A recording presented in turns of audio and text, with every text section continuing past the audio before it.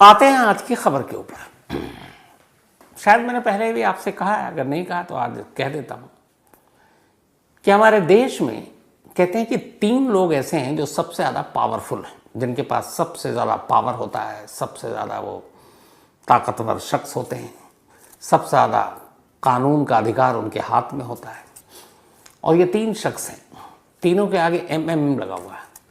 एक है पीएम, दूसरे हैं सीएम और तीसरे हैं डीएम, यानी प्राइम मिनिस्टर, चीफ मिनिस्टर और डिस्ट्रिक्ट मजिस्ट्रेट। तो पीएम, सीएम और डीएम, ये 3 वो लोग हैं जिनके पास सबसे ज़्यादा पावर होता है, जो हमारी विधायिका यानी हमारे कॉन्स्टिट्यूशन ने दे रखा है। कानपुर में एक नौजवान एक कत्ल करता है।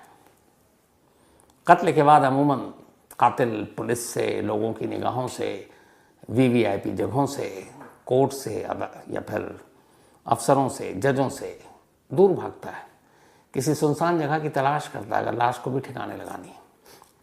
लेकिन पता नहीं इस कातिल के दिमाग में क्या सनक थी कि पूरा शहर छोड़कर कानपुर के सबसे हाई सिक्योर इलाके, जहां पर 24 घंटे पुलिस मुस्तैद रहती है, पुलिस की ड्यूटी होती है, वहां जाकर उस लाश को दफनाने का फैसला करता है।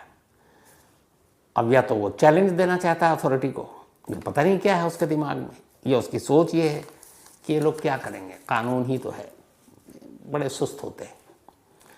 तो वो फैसला करता है उस लाश को दफनाने के लिए, और वो भी उस जगह पर जो पूरे कानपुर शहर की सबसे सिक्योर, सबसे सुरक्षित जगह है। वो जगह जिसे डीएम कंपाउंड कहते हैं। अब उस डीएम कंपाउंड में खुद कानपुर शहर के जो डीएम है, उनका अपना घर, और उन डीएम साहब का जो घर है उसी कंपाउंड में उसके आसपास के जो घर हैं वो भी कोई मामूली शख्स के नहीं है, बल्कि वहाँ जज रहते हैं जो कानपुर के डिस्ट्रिक्ट कोर्ट में या बाकी उसमें जिनकी पोस्टिंग है। तो वो सारे जज और उनका घर इन डीएम साहब के घर के बिल्कुल पास बाकी जज रहते हैं। तब एक तरफ जज, एक तरफ डीएम साहब, 24 घंटे हर जज के घर के बाहर सुरक्षा होती है। डीएम साहब के घर के बाहर भी कमरा बना हुआ है, पुलिस वाले रहते हैं। और उसी डीएम कंपाउंड के अंदर घुसकर एक लाश को 8 फीट गड्ढा गहरा खोदने के बाद दफना कर चले जाना, बिना किसी की नज़रों के सामने आए, और फिर 4 महीने तक उस गड्ढे और उस कत्ल से दुनिया को अनजान रखना, कैसे मुमकिन हो सकता है? लेकिन ये सब कुछ हुआ है, और वो भी कानपुर में हुआ है। ये कहानी है 24 जून की, और इस कहानी में अलग अलग किरदार हैं। इस कहानी के कुल अगर देखें तो 4 किरदार हैं, उनमें से 3 इंसान हैं और एक बेजान। ये 3 जो किरदार हैं उनमें से एक एकता गुप्ता, उम्र 32 साल, कानपुर की रहने वाली, और एकता की शादी एक बिजनेसमैन कानपुर के राहुल गुप्ता, उनके साथ हुई। तो राहुल गुप्ता एकता के हस्बैंड, और दोनों की खुशहाल जिंदगी चल रही थी, सब कुछ ठीक ठाक था। 24 जून इसी साल, 4 महीने पहले तक। 24 जून को एकता अपने घर से निकलती है, और उस घर के करीब ही ग्रीन पार्क स्टेडियम है, आपको पता होगा कानपुर में, जहाँ अभी हाल में इंटरनेशनल मैच हुआ, टेस्ट मैच था बांग्लादेश के खिलाफ, जो हम जीते थे, वो भी 2.5 दिनों में। तो उसी ग्रीन पार्क स्टेडियम के पास एक जिम है। उस जिम में जो है एकता हमेशा जाया करती थी। तो एकता और राहुल पति पत्नी, और इसमें एक तीसरा किरदार है इस कहानी का, वो जिम, जिस जिम में एकता जाती थी, ये जिम बेजान। लेकिन इस बेजान जिम में एक जान वाला इंसान काम करता था, जो जिम ट्रेनर था, विमल सोनी। तो जिम ट्रेनर विमल सोनी, एकता उस जिम में जाती, धीरे धीरे दोनों उसको जिम में बाकी चीज़ें सिखाते सिखाते एकता और विमल के बीच में दोस्ती हो जाती है, और फिर ठीक ठाक सब कुछ जिम में चल रहा है। 24 जून की सुबह 7 बजे एकता उस जिम में जाती है, आखिरी बार वो उस जिम के कैमरे में नजर आती है, और फिर वो जिम से बाहर जाती है, उस कैमरे में भी नजर आती है। इसके बाद 24 जून की सुबह 7 से 7:30 या 7:15 के दरमियान आखिरी बार कैमरे ने किसी एकता को देखा, इसके बाद किसी कैमरे ने नहीं देखा, ना एकता के घर वालों ने देखा, और एकता गायब। 24 जून की शाम तक कायदे से 8 साढ़े 8 तक वापस जिम से घर लौट आती है एकता, लेकिन उस दिन शाम हो गई। पति को लगा कहीं इधर उधर तो नहीं है, ढूंढते रहे, मोबाइल भी बंद, सारी कोशिश कर ली। तब उन्हें फिक्र हुई। शाम को उन्होंने कानपुर पुलिस में जाकर अपनी बीवी की गुमशुदगी और किडनैपिंग की रिपोर्ट लिखा दी। पुलिस ने रिपोर्ट लिखी, पुलिस ने समझाया, जो आमतौर पर शुरुआत में हर पुलिस का रवैया जैसा होता है, मोस्टली वो वही था। अरे 32 साल की पढ़ी लिखी समझदार है, कहीं चली होगी, भूल गई होगी, या आपको याद नहीं होगा, लौट आएगी, क्यों परेशान हो रहे हैं।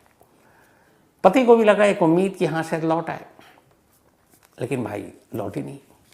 इधर दिन पर दिन बीतते गए, कानपुर पुलिस खाना पूरी कर रही है, जबकि पति ने यह भी लिखा रखा है कि जो जिम ट्रेनर है विमल सोनी, उसकी बीवी को शायद उसने ही किडनैप किया। पुलिस को लगता है चलो जी विमल सोनी का पता करते हैं। पता चला कि भाई 24 जून के बाद से वो भी जिम में नहीं आया, गायब है, मोबाइल बंद है, घर वालों से पूछा है नहीं। पुलिस ने ये मान लिया कि दोनों एक दूसरे के साथ निकल गए, कहीं भाग गए, आराम से इस केस को अब निपटाएंगे, छोड़ दिया। इधर पति परेशान। अब पति ने जितनी जान पहचान थी सारे अपने वो सोर्स लगा लिए, कानपुर के ऊपर से नीचे तक टॉप पुलिस अफसर को, कोई काम नहीं बना। उन्होंने यूपी के सीएम योगी आदित्यनाथ को लेटर लिखा, कुछ नहीं हुआ। देश के पीएम को लेटर लिखा, एक जानने वाला आईबी में है उनके, इंटेलिजेंस ब्यूरो में दिल्ली में, उनसे उन्होंने मदद मांगी कि भाई 24 जून से लापता, अभी तक कोई सुराग नहीं है, मोबाइल बंद है, बट कोई फायदा नहीं हुआ। 24 जून को लापता हुई एकता, धीरे धीरे जुलाई आकर बीत गया, फिर अगस्त आया, फिर सितंबर आया, कोई सुराग नहीं। इसके बाद अक्टूबर का महीना आता है, करीब 4 महीने होने वाले, एकता का कोई सुराग नहीं है। 4 महीने के बाद अब पुलिस ने यह किया था कि विमल सोनी और वो चूंकि एक साथ गायब थे, तो विमल सोनी के घर वालों के कुछ के मोबाइल उन्होंने सर्विलांस पे लगा रखे थे। तो अभी लास्ट सैटरडे की बात है, 2 दिन पहले की, विमल सोनी के एक रिलेटिव के मोबाइल पर घंटी बजी, उधर से फ़ोन उठाया, खुद विमल ने, बातचीत हुई, पुलिस सुन रही थी। तो बातचीत से अंदाज़ा हो गया कि विमल कहीं और नहीं, इसी कानपुर शहर में है। इसके बाद उस नंबर और उस नंबर के ज़रिए लोकेशन, पुलिस पहुंच गई फ़ौरन और विमल सोनी को कानपुर से ही गिरफ्तार कर लिया। गिरफ्तार करने के बाद लाए, पूछताछ की, भाई कहाँ है एकता। अब उसने पहले तो इधर उधर घुमाया, फिर कहने लगा कि एकता को तो मैंने मार दिया। तो उसने कहा चलो लाश बताओ कहाँ है। उसने कहा लाश तो मैंने नदी में फेंक दी, पता नहीं अब बहकर कहाँ चली गई होगी।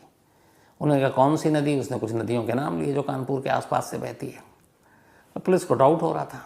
फिर पुलिस ने कुछ और पूछा तो कभी कहता है कि पता नहीं मैंने लाश कहाँ फेंकी, मुझे तो जगह भी याद नहीं। तो उलझाता रहा, पुलिस सुनती रही। लेकिन फिर पुलिसिया अंदाज में उससे जब पूछताछ हुई तो आखिरकार उसने कबूल किया कि उसने एकता को मार डाला है।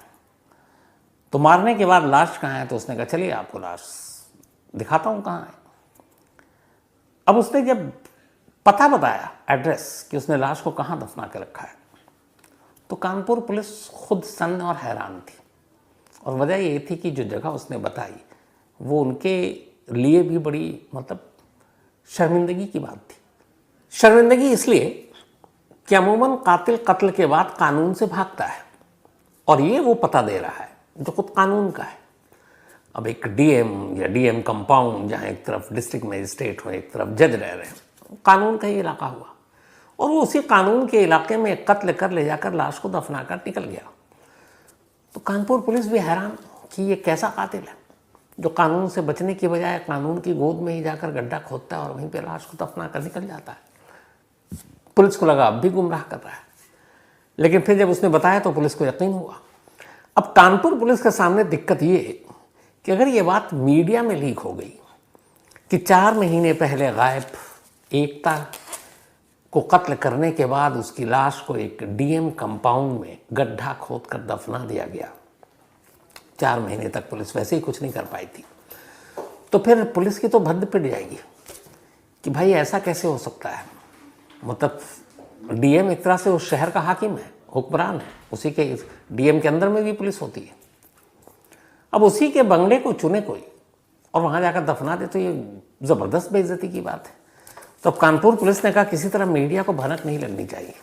अब ये खुलासा कर रहा है वो दिन में, लेकिन पुलिस इंतज़ार कर रही है कि दिन ढले, अंधेरा हो तो अंधेरे में इस सच्चाई को छुपा लें और अंधेरे में चलेंगे, अंधेरे में गड्ढा खोदेंगे, खामोशी से निकाल देंगे और फिर बता देंगे बाद में जो भी कहानी है। लेकिन मीडिया तो मीडिया है, भनक तो लगी जाती है। तो कानपुर पुलिस ने तय किया कि दिन ढलने दो, रात का अंधेरा आने दो, उसी अंधेरी रात में जाएंगे और गड्ढा खोदते हैं। इधर तैयारी पूरी हो गई, मुर्दा घर के कुछ मुलाजिमों को बुलाया गया, कुछ मजदूरों को बुलाया गया, फावड़ा वावड़ा तैयार किया गया, मुर्दा घर से गाड़ी मंगाई गई, पॉलीथीन और बाकी चीज़ें ली गई कि 4 महीने से तो पहले अगर उस कब्र से निकली या गड्ढे से तो उसे कंकाल ही मिलेगा। और उसके बाद कानपुर शहर के छोटे बड़े पुलिस अफसर बड़ी खामोशी से दबे बाँव गाड़ियों के अलग अलग काफिले से डीएम कंपाउंड में पहुंचते हैं। जब वो पहुंचे थोड़ी देर बाद उन्हें एहसास हो गया कि नहीं, मीडिया हमसे ज़्यादा तेज़ है। अब मीडिया के लोग भी पहुंच गए। अब उन्होंने क्या किया कि कंपाउंड के अंदर गेट था वो बंद कर दिया। अब जहाँ पे गड्ढा खोदा जा रहा है या बाकी चीज़ें हैं, अंदर कोई कैमरा मीडिया घुस ही नहीं सकता। लेकिन मीडिया भी कहाँ हार माने। हमारे भी एक रिपोर्टर सिमर चावला और उनके साथ कैमरामैन थे शिवम शुक्ला, दोनों बाउंड्री पे ही चढ़ गए और उसके बाद उन्होंने वो खुदाई और सारी चीज़ें शूट करनी शुरू कर दी। ये वीडियो और तस्वीरें भी आप देखेंगे और इस कैमरे में ये भी दिखा रहे हैं, ये देखिए डीएम साहब का घर और ये गड्ढा, आप ही देख लीजिए खुद ही कहाँ पे है। और सामने की तरफ जो है वो सारी चीज़ें जो घर दिख रहे हैं वो जजों के घर है और ये पूरा कंपाउंड का हिस्सा है। जो गड्ढा है ये भी डीएम साहब के कंपाउंड का हिस्सा है। तो अब मीडिया पहुंच गई, कैमरे में रिकॉर्डिंग शुरू, सब कुछ लाइव कैमरे पे चल रहा है। थोड़ी देर के बाद करीब 8 फीट गड्ढा नीचे जब हुआ तो अंदर से कंकाल कंकाल के नाम पर हड्डियां बाहर आईं, उन्हें लपेटा और समेटा गया, मुर्दा घर की गाड़ी में डाला गया और उसके बाद बड़ी खामोशी से पुलिस वालों की गाड़ियाँ अब एक एक कर उस गेट से बाहर निकल जाती हैं और सब निकल लेते हैं। उनकी आधी ख्वाहिश अधूरी रह गई थी कि मीडिया की भनक ना लगे, लेकिन मीडिया ने सब रिकॉर्ड कर लिया। अब वो चले गए। अब जाने के बाद पुलिस ने पूरी कहानी सुनाई। तो पहले पुलिस की कहानी और थ्योरी और इस कत्ल की कहानी, उसके बाद पुलिस की थ्योरी पर क्रॉस थ्योरी। तो पुलिस के हिसाब से जो विमल सोनी ने कहानी सुनाई वो कहानी ये है कि जो एकता है शादी के बाद इस ग्रीन पार्क के करीब पॉश एरिया, वहाँ पर उस जिम में वो आया करती थी और विमल सोनी जो है वो एक जिम ट्रेनर था, वही उसका ट्रेनर था। ट्रेन करते करते दोनों एक दूसरे के करीब आ गए, दोस्ती हो गई और फिर प्यार हो गया। अब दोनों जिम के बाहर भी मिलने जुलने लगे। धीरे धीरे वक्त बीता, सब कुछ ठीक चल रहा था। पर तभी मई के महीने में अचानक विमल सोनी की उम्र कम थी, लड़का है, मतलब लड़का भी नहीं कहेंगे लेकिन शादीशुदा नहीं। तो विमल सोनी के घर वालों ने एक रिश्ता तय किया और फिर रिश्ते के साथ साथ वो तिलक की रस्म भी पूरी हो गई। नॉर्थ इंडिया में तिलक की भी एक रस्म होती है, आप में से बहुत लोग जानते होंगे। तो तिलक की रस्म हो गई, रिश्ता तय हो गया, अब शादी की तारीख आने वाली है। ये बात अब एकता को पता चली।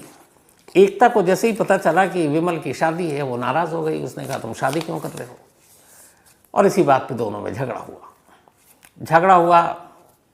फिर 24 जून को सुबह 7 बजे एकता जिम आती है, फिर दोनों में झगड़ा होता है। इसके बाद विमल जो है वो एकता को लेकर जिम से बाहर निकलता है। बाहर उसकी i10 कार खड़ी थी, उस i10 कार में उसको बिठाता है।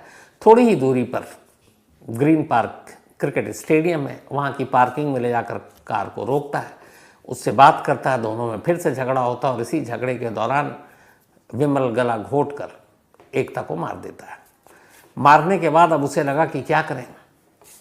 वो वहाँ से गाड़ी उठाता है और फिर उसी लाश को उसी गाड़ी में लेकर वो सीधे पहुँचता है डीएम कंपाउंड में। डीएम कंपाउंड में जाने के बाद वो डीएम साहब के घर के बराबर वाले इस हिस्से में गड्ढा खोदता है और लाश को दफनाता है और वहाँ से निकल जाता है।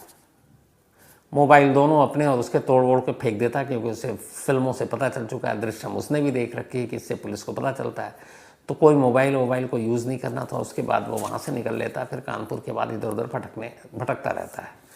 इधर शाम को जब वो नहीं आती घर, तो घर वाले के पति पुलिस में कंप्लेन कर देते हैं। तो ये है मर्डर और मर्डर के मोटिव की पुलिस की पूरी कहानी। अब कहानी यहां तक ठीक है। अब लेकिन जब जांच होती है और सीसीटीवी कैमरे और सारी चीजें आती हैं तो इस पुलिस की थ्योरी में बहुत सारी चीजें और आ जाती हैं। पहली, एक सीसीटीवी कैमरा दिखाता है कि विमल सोनी अपनी i10 कार को लेकर सुबह करीब 7:45 पर डीएम के कंपाउंड में पहुंचता है। डीएम कंपाउंड में उसकी एंट्री का वक्त है 7:45 और करीब 45 मिनट के बाद वो बाहर निकल जाता है।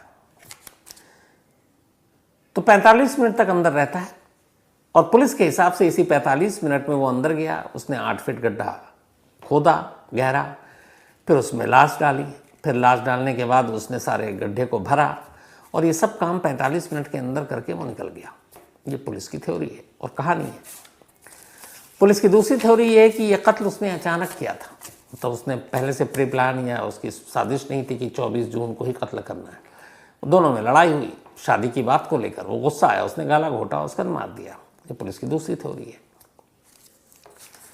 अब यहां पर इस थ्योरी में कुछ लोचा है। पहला, जो एकता है वो 18 दिनों से जिम नहीं जा रही थी।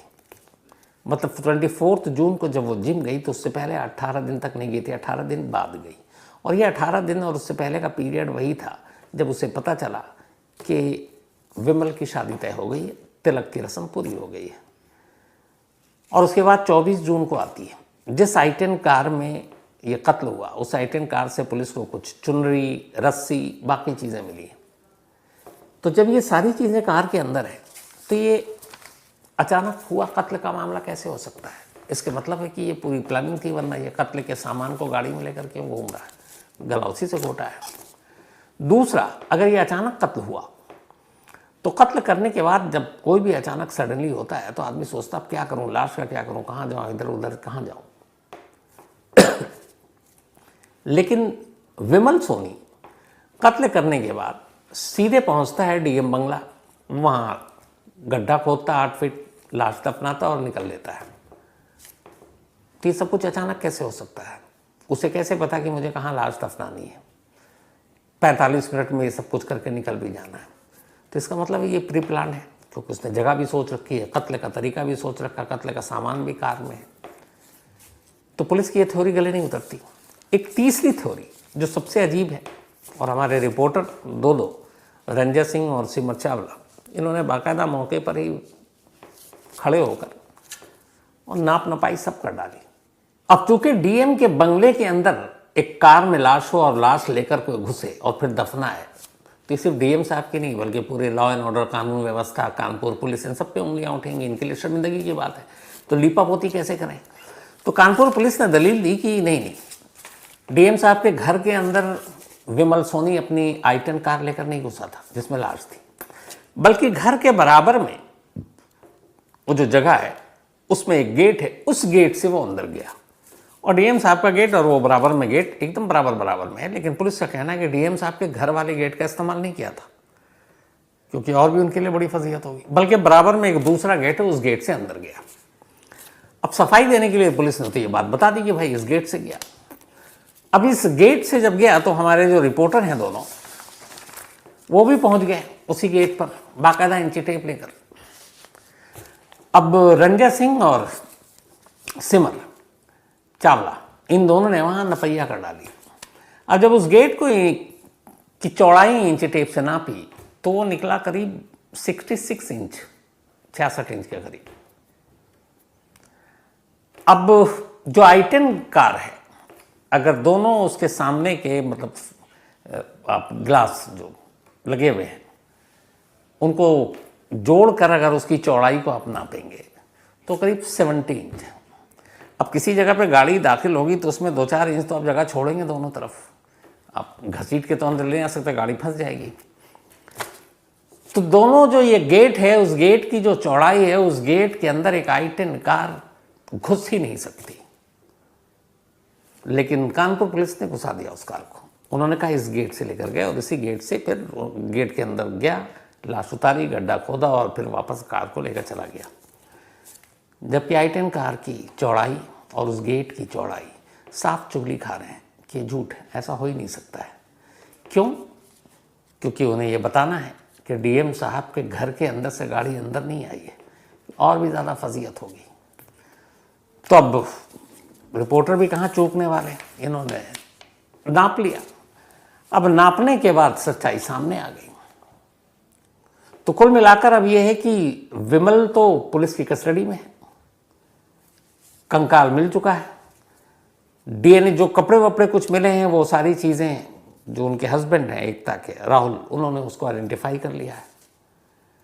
लेकिन फिर भी पुलिस डीएनए सैंपल लेकर और ये कंफर्म करना चाहती है कि ये एकता की ही बॉडी है। उसकी रिपोर्ट भी 2-4 दिनों में आ जाएगी। इसके बाद पूछताछ होगी, बाकी जो कवायद है वो चलती रहेगी। लेकिन इस एक केस ने ये सोचने और समझने पर मजबूर कर दिया है कि हम बहुत सारे जो भरम पाल कर बैठते हैं कि ये वीवीआईपी एरिया, यहाँ वीवीआईपी लोग, मतलब अगर कानून और मुजरिम और ये क्राइम से अगर आप जोड़ के देखें तो सबसे ज़्यादा आदमी को कायदे से किससे डरना चाहिए? एक पुलिस से, दूसरे कानून के जो मेन मुहाफिज हैं, जज हैं, डीएम हैं। लेकिन यहाँ उल्टा है, वो कातिल सबसे ज़्यादा जिनसे डरना चाहिए उन्हीं के इलाके में घुस रहा है और बेखौफ लाश को दफना रहा है और निकल जा रहा है। इसका मतलब ये है कि लॉ एंड ऑर्डर के लेकर लोगों के दिलों में अब वो खौफ है नहीं। और जबकि डीएम साहब के घर के अंदर पुलिस वालों के गेट पर ही पहरेदारी है, जितने जज हैं उनके गेट पर पहरेदारी है, उस पूरे डीएम कंपाउंड में पहरेदारी है। और ऐसी जगह पर एक आदमी कत्ल करने के बाद ऐसी लाश छुपाता है कि 4 महीने तक किसी को हवा नहीं लगने देता। और यही काम जो पुलिस ने 4 महीने के बाद किया है, अगर वो 4 महीने पहले शहर के सारे सीसीटीवी फुटेज वहाँ से लेकर, जिम से लेकर, और ये भी पता है कि बेसिक जांच है, कोई भी नौसिखिया पुलिस वाला भी आकर कर देगा कि अगर ये विमल सोनी मिसिंग है तो इसके पास एक कार भी है, वो कार है i10 कार। इसकी कार कहाँ कहाँ गई, जो वारदात वाला दिन है 24 जून, उस दिन कहाँ कहाँ गई, जो 4 महीने बाद अब पुलिस को पता चल रहा है कि ये कार डीएम कंपाउंड की तरफ भी गई थी। अगर 4 महीने पहले पुलिस उसी कार के जरिए सीसीटीवी फुटेज खंगाल लेती तो डीएम कंपाउंड तक पहुँच सकती थी। और पहुंचने के बाद अगर कंपाउंड की तलाशी ले लेती कि सस्पिशियस मामला है कि यहाँ क्यों आया, तो शायद उस कंपाउंड के बराबर में एक गीली या ऐसे मिट्टी को देखकर जो किसी गड्ढे का निशानी होती है, आप एक पुरानी ज़मीन हो और एक गड्ढे को खोदकर उसमें कुछ किया गया हो, तो आप नंगी आंखों से देखकर कोई भी नौसिखिया बता देता है। तो अगर ये बेसिक चीज़, बेसिक पुलिसिंग पुलिस कर लेती है सिर्फ सीसीटीवी कैमरे के सहारे से, जो 4 महीने बाद अब किया है, जो अब बता रहे हैं कि इतने बजे कार दिखी i10 डीएम कंपाउंड में, 4 महीने पहले कर लेते तो खुलासा कब का हो जाता। लेकिन यही वो चीज़ है जिससे फिर कातिल और क्रिमिनल बेखौफ होते हैं और कहते हैं कि चलो यार एक काम करता हूँ, ऐसी जगह लाश दफनाता हूँ कि तुम सोच भी नहीं सकते। वही दृश्यम वाली बात, अब थाने के बारे में कौन सोचेगा? अब यहाँ कौन सोचेगा कि एक कत्ल करने के बाद कोई डीएम साहब के घर में घुसकर जाकर या उसी कंपाउंड में घुसकर जाकर लाश दफना देगा? मजाक है, लेकिन हकीकत है।